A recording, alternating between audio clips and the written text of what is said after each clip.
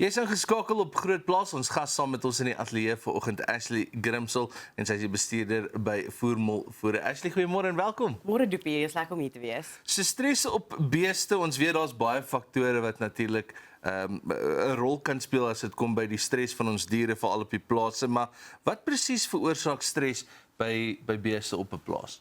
So daar's verskillende stresfaktore op 'n plaas wat 'n bees kan ervaar. Dit kan so speen wees, as kalvers gespeen word van hulle ma af, dan moet hulle nuwe voere gewoond word, hulle het 'n sosiale stering. Dit kan hittestres wees, dit kan voedingsstresse wees. Daar's verskillende stresse wat die beeste op die plaas. Ook reproduksiestres is ook nog 'n een wat hulle kan ervaar op die plaas. So, hoe beïnvloed, kom ons sê, vervoer spesifiek stresvlakke wanneer dit kom by ons diere? So vervoer verhoog die stres wat ons beeste ervaar, omrede hulle nou verskuif word van 'n omgewing wat al klaar bekend is. En dan word hulle nou op 'n wa gelaai, daai wa's word baie warm. So dit veroorsaak baie keer ook, dis nie net die vervoer wat op 'n wa die stres veroorsaak nie, maar dit kan ook die hitte wees wat in die wa geproduseer word wat ook stres vir daai beeste veroorsaak. So is daar 'n manier wat ons die stres spesifiek as ons dink aan vervoer, wat ons dit kan verminder op die diere? So om jou beeste nie, om min hantering op jou beeste te hê terwyl hulle vervoer word, ook om seker te maak dat daar genoeg lug deur die wa vloei as jy wel vervoer, en as hulle vir baie lang afstande vervoer word, dat jy hulle wel 'n kans gee om te rus en te vreet en weer water te kry op die roete, is 'n baie goeie aanbeveling. Nou, wat is daar 'n goue reël wat sê, jy weet, kom ons as ons beeste skuif, laat dit nie oor 'n lang tydperk gebeur nie, of soos kort afstande, spanne dalk oor 'n dag of 2 om die stres te verminder op die diere? So verkieslik nie meer as 'n dag se vervoer op daai beeste nie, en dan moet hulle eintlik 'n ruskans kry, want hulle, jy weet, hulle raak honger. En oor hulle ook stres, jy weet, sien ons altyd 'n verlaagde voerinname. So daar kom altyd komplikasies met dit in, en beeste wat vervoer word, gewoonlik sien jy 7 tot 14 dae na dit, sien jy dat hulle eintlik siektetoestande ontwikkel as gevolg van die stres wat hulle ervaar het. So as jy daai kan bestuur, is dit 'n baie goeie ding. So wil jy vir my dan nou sê, as hulle daai stres tydens vervoer, as hulle dit ervaar, dan kan dit ook hulle immuunstelsel afbreek? 100%. Die kortisol wat vrygestel word gedurende stresperiode onderdruk die immuunstelsel, en sodra hy baie lank hou, dan sal ons daai siektetoestande sien wat ontwikkel, en dit is gewoonlik sê tussen 37 dae na hulle daai stres ervaar het. Is daar 'n geneigtheid vir gestreste diere tydens vervoer om ook beserings op te doen? Ja, so dit hang af as daai dier geneig is om baie reaktief te wees. Daai beeste kry eintlik bietjie swaarder gedurende 'n vervoer episode.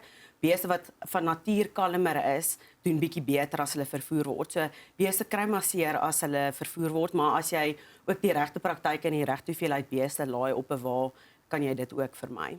So hitte is ook natuurlik 'n rol. Ek dink veral in Suid-Afrika, dit kan nogals baie hitte geraak hier by ons. Wat se tipe stresvlakke of stres sit dit natuurlik op die diere as dit so warm is? So as dit warm is, dreineer die bloed van ons belangrike stelsels, dreineer die bloed daarvan weg, so ek sal sê die darmes en die longe, en dit gaan nou na die vel toe om die hitte, jy weet, weg te kry, en dit maak dat ons skade in ons darm of ons longstelsels kry, en dit maak die diere ook weer vatbaar vir stres. So as hulle hittestres episode ervaar, sal jy eers sien dat hulle siektetoestande 'n paar dae later ook ontwikkel, maar dit is net as gevolg van die feit dat die bloed nie naby daai ordentlike of belangrike stelsels was gedurende 'n stres episode nie. So kan dit dan ook 'n situasie wees soos met ons mense waar hulle soos in Engels sal sê wat ons heat stroke ontwikkel, kan dit iets soortgelyk gebeur met ons beeste? Ja, so tipies beeste wat hittestres ervaar sal kwyl by die bek, hulle sal baie hoë asemhalingstempos hê, hulle sal groepeer en hulle sal soek vir skade wees. So jy sal ook die gedragspatrone sien hoe dit verander in beeste wat wel hittestres ervaar, maar hulle kry ook 'n tipiese heat stroke as jy dit so wil noem. Wat is dan die belangrikste as ons vermoed ons diere tydens vervoer of maak nie saak waarmee ons besig was nie, as hulle hittestres opgedoen het, die belangrikste om seker te maak dat ons maak dit so gemaklik vir hulle as moontlik? So Vloeiende koel water is baie belangrik vir beeste wat hittestres ervaar, maar ek sal sê die bestuur moet eintlik voor die hittestres episode gebeur. Ons kyk gewoonlik na die weer, jy weet wanneer dagtemperature gaan verander en jy kan met voerbestuur kan jy ook 'n groot verskil maak in hoe daai dier stres ervaar as daar wel 'n hitteperiode is. So veranderinge in voere kan jy ook maak 'n dag of 2 voor jy so 'n hitte-episode verwag. So jy het nou so 'n bietjie gepraat oor die kwyl veral by hittestres, maar as dit kom by ander tipe stres op die beeste, is daar sekere fisiese kentekens waarna ons moet kyk om te weet ons beeste is gestres? So die hoofsaaklike faktor wat ons sien of wat met beeste gebeur is, hulle gaan van voer af, so ons sien 'n verlaagde voerinname in beeste wat stres ervaar. So jy sal hierdie tipiese hongerholtes aan die linkerhandkant van die bees sien, en dit is aan die linkerhandkant omrede die groot pens daar sit of die rumen, en dit is waar jy sal sien of hulle gevreet het of nie. So dit is tipies een van die hoofsaaklike simptome as jy dit nou wil noem, wat jy onder beeste sal sien, maar ook baie beeste sal lusteloos wees en jy sal sien hulle lyk net nie lekker nie as hulle wel stres ervaar, maar voerinname is 'n groot een wat by baie stres voorkom. En watter impak kan hierdie tipe stres natuurlik nou hê op die vleisgehalte van ons beeste? Op vleisgehalte, so dit hang af hoe lank daai bees stres ervaar, kan dit eerder 'n baie droë vleis veroorsaak of 'n baie nat vleis. So dit kan ook jou tipe of die eindproduk wat aan die produsent gelewer word, kan dit beïnvloed. Ashley, ons gaan nou weer terug wees met jou. Ons gas saam met ons in die ateljee vanoggend, Ashley Grimsel, en sy is die bestuurder by Voermol Voere om te gesels oor 'n stres wat ons beeste ervaar, nie net op die plaas nie, maar ook tydens vervoer en ander aspekte daarvan. Ons is nou weer terug op Groot Plaasnet hierna. Is ingeskakel op Groot Plaas. Ons gas saam met ons vanoggend Ashley Grimsel en sy is die bestuurder by Voermol Voere. Ons gesels oor stres op ons beeste. So ons het nou vinnig geraak aan vleiskwaliteit wat kan beïnvloed raak deur stres, maar melkproduksie, as ons melkbeeste het, kan stres ons melkproduksie beïnvloed? Ja, so stres lei daartoe dat ons 'n verlaging in melkproduksie sien in ons beeste, want energie wat jou melkvolume affekteer, word dan nou weggestuur van melkproduksie af na die stresrespons toe.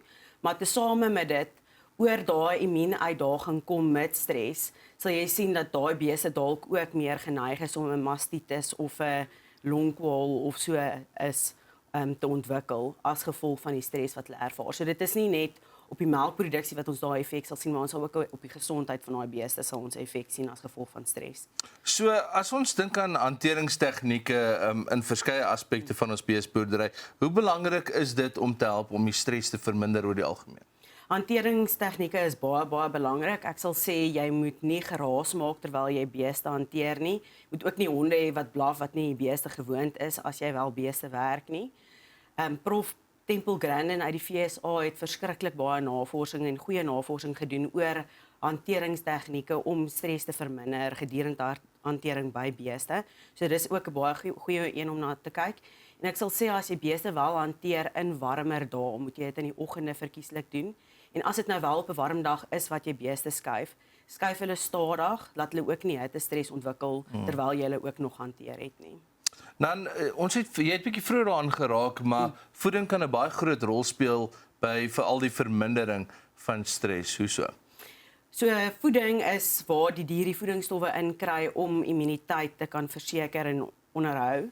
En as die voer nie ordentlik gebalanseer is nie, sal jy sien dat daai bees tekort ervaar, en sodra 'n bees 'n tekort ervaar, is daar ook 'n wanbalans in die funksionering van hulle stelsels.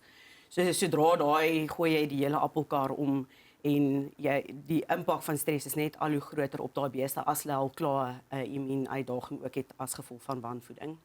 As ons nou dink aan oorbevolking in krale, ek is seker dit kan ook 'n rol speel by die stresvlakke van ons diere.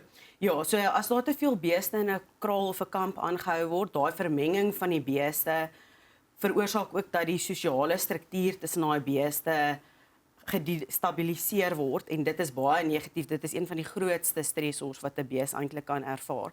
Maar nie net dit nie, daar's minder spasie per beeseenheid en dit veroorsaak baie kompetisie in ons beeste.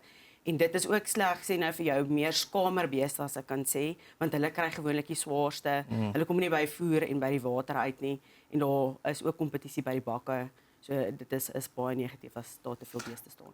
So as ons dink aan langtermyn gesondheidseffekte van beeste wat sukkel dalk soos mense met kroniese stres.